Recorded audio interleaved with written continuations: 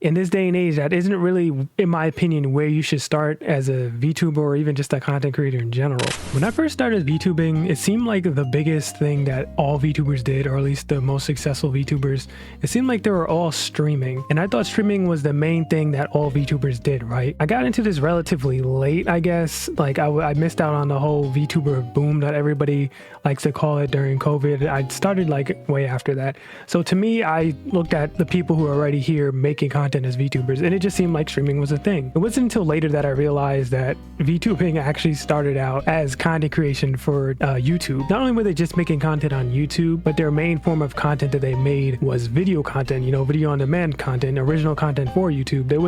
Streaming wasn't really a thing at that time, at least as I looked into it, right? So I find it very interesting that these days VTubing is more seen as something you do as a live streamer as opposed to someone who makes YouTube content. I mean, if you look at the biggest VTubers these days, a lot of them just do mainly streaming content, whether they are streaming on Twitch or on YouTube. It's mainly streamed content. And then they'll have YouTube channels where, you know, they do the thing where they chop up content and just re-upload it to YouTube. But something I noticed is that these days you're starting to see more VTubers make unique content for YouTube instead of just streaming or just uploading VODs to YouTube. And I mentioned before, like I used to make content years ago before VTubing was even a thing. I used to make like gaming content on YouTube just for fun. It was like a hobby. It was nothing serious really. So when I started VTubing, I figured why not start making YouTube videos first, and then maybe in the future after, you know, I build an audience or community or whatever, try streaming every now and then and not really make it my main focus right now. Just completely focus on making YouTube videos. At least that was the best path for me personally. I think a lot more VTubers, especially brand new just starting VTubers, should also try this route. I see all the time on Twitter or just in, you know, the space, VTubers talking about how they stream and there's like hardly anybody there and how it's demotivating not to have anybody in chat and stuff like that. And it's like, yeah, that sucks, but that's not really, in this day and age, that isn't really, in my opinion, where you should start as a VTuber or even just a content creator in general. It feels like a lot of new VTubers really get stuck in that space where they're idolizing the people they look up to and they're seeing what they're doing. It's like, oh, that's what this big popular streamer is doing or VTuber is doing. I should do that too. And it's like, not really, because that really big VTuber is at a different stage in their content creation career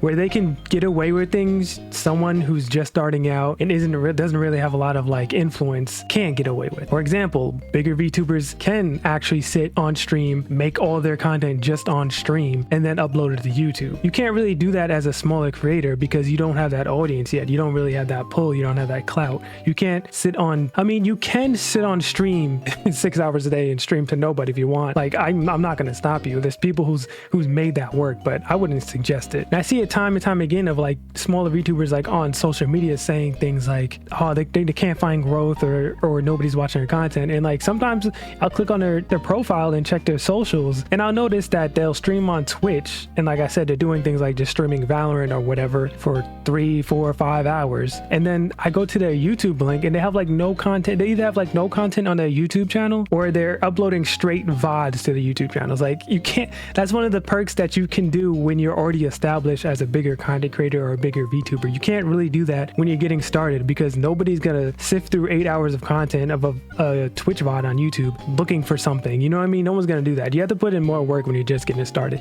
And I'm not saying once you get big, you can't really put in work anymore. You're not putting in effort anymore. I'm just saying you can get around or you can circumvent certain things now that you have an audience that you can't really, you know, get away with when you're just starting out. So like, just keep that in mind. And I'm no professional. I'm still very small when it comes to this entire field, right?